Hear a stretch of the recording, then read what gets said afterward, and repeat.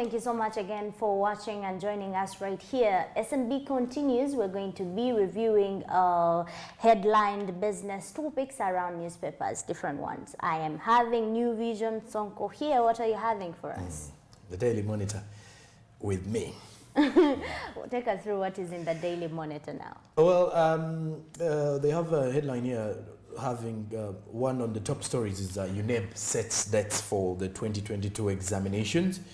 As when you look at the journey of the examination for the Uganda National Examinations Board, according to the roadmap, UNEB has kickstarted the process of validating new examination centers as well as expanding centers for schools that attain more learners after the lockdown.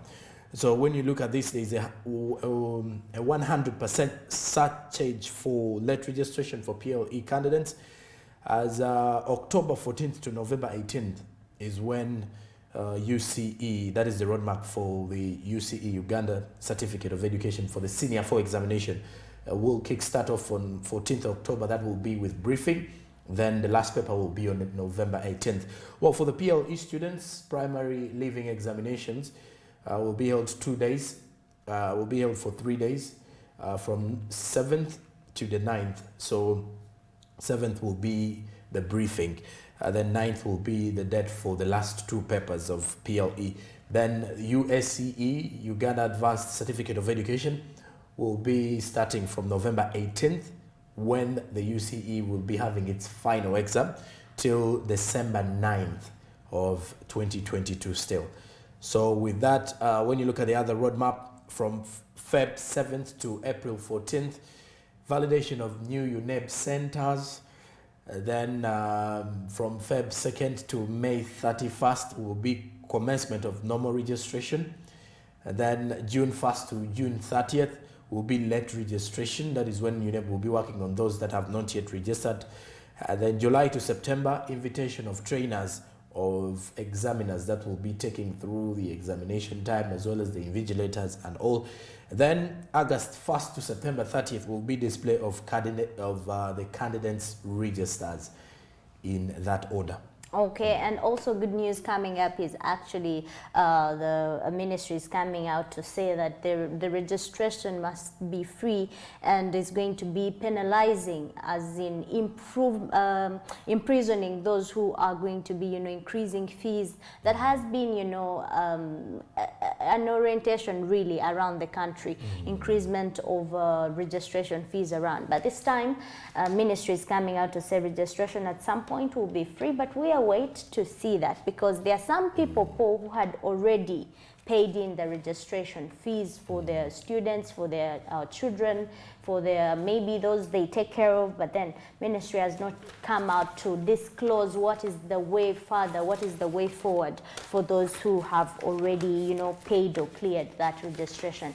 But we will be surely be following up on that report to make sure everything is in line. And also moving further, what is in New Vision here, we're seeing how HIV or HIV/AIDS prevalence in the region around the country has actually reduced. This one is a good one, which will also have an impact onto our health system in the country, because the government of Uganda has been spending a lot into treatment of HIV, and now when we see that the prevalences by region has dropped, just to highlight for you briefly on how the regions have dropped, you can see that, let me see, the highest here that has dropped is the East Central Busoga region at a 7.6%, followed by Central Greater Mubende, that is Luwero, and also in Mukono reducing at a 6.2%. And the least one, that is West Nile, which has dropped at, no, actually it is Northern East Karamoja at 2.1% in Karamoja. So you can see that this means that the highest 7.6%, that is in mid-north in the Busoga region, you will realize that the percentage there represents at which the rate of people infected with HIV or the transmissions have reduced quite. It's promising. But when you look at 2.1 in northeastern, that is in Karamoja region, that means bakyali mu state ya HIV for maybe for some time, because it's the list here marked among the regions. And here mainly speaking about all elder people living with longer with HIV.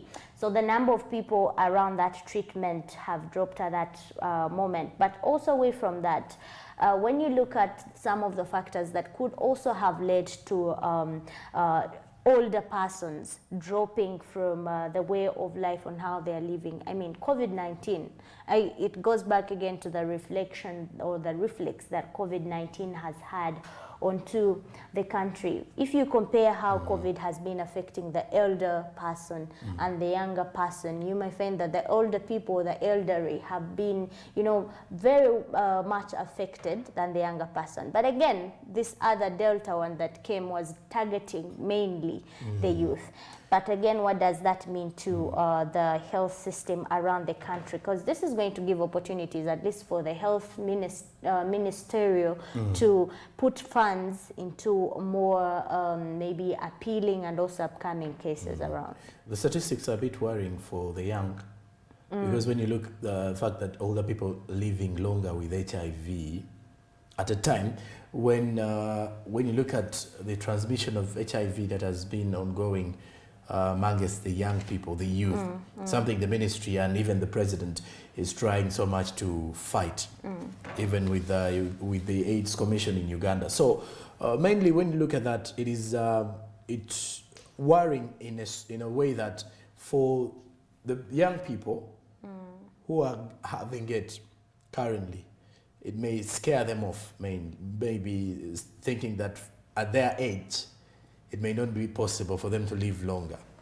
But then on a good note, you could say that if at all the older people can live longer with it, so that means we are getting away with the other stigma that would worry people of a possible death once you get the disease or once you get the virus with you of HIV. You're right, but it doesn't mean that you have hope that, you know, it's not there. It is still there, and it is a killer, and it lives in case you're not, taking care of your life and taking care of yourself. And also when you look at the current prevalence among adults aged 15 and above, you will find out that the current stand is about 5.8% down from a 6.2% in 2016. And you will realize that is when the Ministry of Health was injecting a lot of funds to treat HIV patients, to treat tuberculosis, because HIV and tuberculosis at some point they tend, to complement each other. And now the funds, there were issues arising between the last 2 years. We had COVID in the country, that HIV patients were not actually receiving their funds, their treatment very well like previous years, because a lot of attention was shifted to COVID-19. Could it be that people resorted to finding ways on how they can actually maintain their body living with HIV, those who are living positivity in HIV? Because when kujako attention and you realize I'm not on you at some point, you can try hard to find means of survival. So to me, I still think that another factor is that people could have found a better surviving way than dwelling and waiting on to government to supply ARVs. So nutrition, of course, has taken part in this one. Please. And then summing up of that, I also think with COVID-19, almost everyone was only worried about COVID. So we reached a time whereby no one really cared about any other a disease or a sickness at a time. Even the symptoms that were coming up, we would simply switch to COVID-19, attach them to COVID-19, whereby if at all it is malaria, someone would again feel scared it's already COVID. So that is how I think people are living only worried about COVID-19. It's just that they're now adopting, realizing it is one that we need to live with, just like any other sickness. But with that, I think people should also be very cautious, more so the young people with HIV/AIDS. And one of the quickest way to get it is through the sexual intercourse that the government is clearly trying to fight as much as possible. Government So is that, fighting sexual intercourse. no, the unprotected sexual intercourse.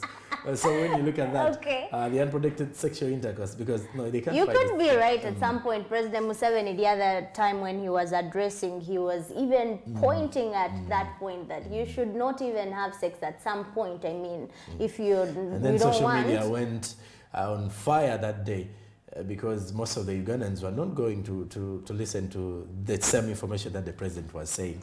But for me, abstinence for the young people and also trying to find means on how you can always protect yourself, because at the end of the day, you have to make money each day that comes. How are you going to sustain yourself if your health system is not okay? What do we have next moving on? Well, with the return of the MVP Pamba, this particular one has excited the business community. Furthermore, after the Mango Tree Group, together with the Ministry of Works and Transport, set it up back again, and the MVP Pamba will the Mango Tree Group will operate MV Pamba, and reports say it will be charging a sum of $20, that is 70,500 shillings per ton of cargo. So a ton of cargo goes for 70,500 shillings. If at all you want to transport it using the MVP Pamba, that is if you're transporting it from the islands, Sese, Kalangala, Buvuma, all the islands around, or if you're taking them to Tanzania using Lake Victoria and all that. So the business community welcomed the return of the MVP Pamba, saying the vessel that has been out for over 16 years will significantly reduce the cost of operation and boost trade in the country. The vessel had been grounded for 16 years after it collided with the wagon ferry MV Kawa in 2005. The vessel was repaired by Mango Tree Group at the sum of $3.5 million, that is 12 billion shillings, after signing an agreement with the government of Uganda. But its resumption of operations gave hope to traders because it's expected to increase wagon ferry transportation on Lake Victoria. As the 24 crew member vessel, which has capacity to carry 22 wagons, is now ready to serve the East African region. As the assistant operations manager says that the return of the vessel will cut operation costs even for the fuel prices when it comes to the situation, because Prime Minister Robin Nabbanja believes that if at all we had such vessels at a time when the fuel dealers, according to her, deliberately hiked the fuel prices, we even would, when we we would had be fuel, transporting we would be at the least fuel. transporting fuel using the vessels and bringing it for the Ugandans to clearly show them But that there is didn't we have plenty the of fuel. MV Kalangala? Wasn't it functioning? No, she believes this was far better. And moving on, we're going to be looking at how conservation will be increasing fisheries production around the country. And we also welcome your idea and suggestion onto our social media platforms, that is at Smart24 TV. Share your opinion on how you think wetland conservation will be increasing fisheries production around the country.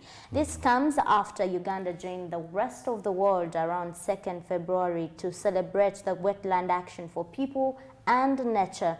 And however, a reduction around the wetland cover was standing at around 15% 3 decades ago, and now it is standing around 8.9%.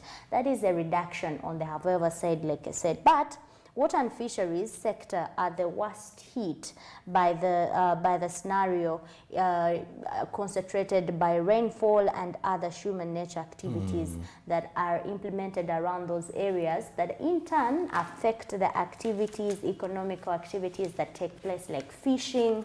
We have got, apart from fishing, what takes place around the wetland? Wetland. Hydrogeneration, I think. Agriculture. Agriculture, yes. So Rice human and- activities around that, the area, the wetland areas, if not handled or positively taken care of, they are leaving a reduction on how our improvement are supposed to be. And which is why the population should be aware to protect the wetlands, and some wetlands are spaces for aquaculture, like you said, and many use them for produces. But the National Fisheries Resource Research Institute of the National Agricultural Research Organization, together with the government, are implementing this in districts of Ungora, Palisa, Kumi, and also, yes, and Kumi. This will be setting the National Environment Management Authority, excuse me, that's not COVID, by the way. I'm very safe. That will be setting the national, the NEMA and the Wildlife Authority to work together to ensure that we get a positive outcome. Now, my drive is here. How do we get business out of the wetlands? And we see also the Ministry of Fisheries is actually implementing a lot of guidelines around the fishing. We have a month ago when the minister was coming out to say, hey, there is going to be registration of fishermen. You register, you're working from, where would you want to fish from? Which port? Or which shore? No, I've been to Kalangala. Kalangala is a that's why place. that's where you want. Okay, Sonko, you're registering. I am going to be operating from Kalangala. Which type of fishing? I'm going to fish tilapia. I'm going to fish mukene. I'm going to fish, that is silverfish. I'm going to fish mputa, naupach, among others. And then the guideline comes and then they're halting you down, finding Sonko registered for tilapia is way into fishing mukene. I mean, how is it called? Echiragiro is called what? Law. The law. You will be against the law and you will be surely answerable to that. But you will realize that Uganda is about 120,000 annual fish production from aquaculture in fisheries, and also a policy in 2018 was targeting the annual production of about 1 million tons. This indicates that a deficit of about 800 tons were needed to transport government effort. Just to repeat for you, 8,000, Jesus. Help me out here. What is this figure, song? 880. 880. Abana basoma. Thank you so much. 880,000 tons as a deficit. That means that with the protection of environment, we're set to go. And also what is the Ministry of Fisheries is coming out with to protect the fishing element around the country, we will be surely getting more yields out of the fishing. And summing up with this also, the Daily Monitor has the National Water and Storage Corporation has launched a 10 billion shillings project to boost water supply in Bushenyi district. And the plans to construct a 10 billion water project to serve people in hard to reach areas of Bushenyi district. The project will pump 2.5 million liters of water daily from River Warugo, and it will initially supply 100,000 people in 3 sub-counties, pending an extension to other parts of the district, as the National Water and Storage Corporation Managing Director, Dr. Silva Mugisha, revealed. And we hope people from Bushenyi will surely tap into that opportunity. And to sum up for you, what you will be expecting in today's Daily Monitor business-wise, you will be encountering a harvest money, why brooding is key in poultry management. And you will also, very well, not walk away with finding a law about cohabiting as a succession law and as cohabiting couples, like Paul here was highlighting for us yesterday. So make sure you catch up there. But SNB continues shortly. Do you want to highlight any about Daily Monitor there? And lastly here, there is 1,000 families face eviction. This comes after a court pronounced businessman Francis Kahawa, the rightful owner of the contested piece of land in the district of Masindi. So the families may lose, face eviction from their ancestral grounds, as well as their land where they've been actually growing in the agriculture, carrying on different economic activities for them. So that is an update coming in from Masindi. Okay, just like you said, it may. That means it's not yet successful. The Ministry of Lands surely should go there and investigate more and help out over 1,000 families. That's a huge population just to not, to just displace from a minute. Surely that is it for our brief notes around looking out for highlights in the newspapers. SMB continues shortly. We return after the break.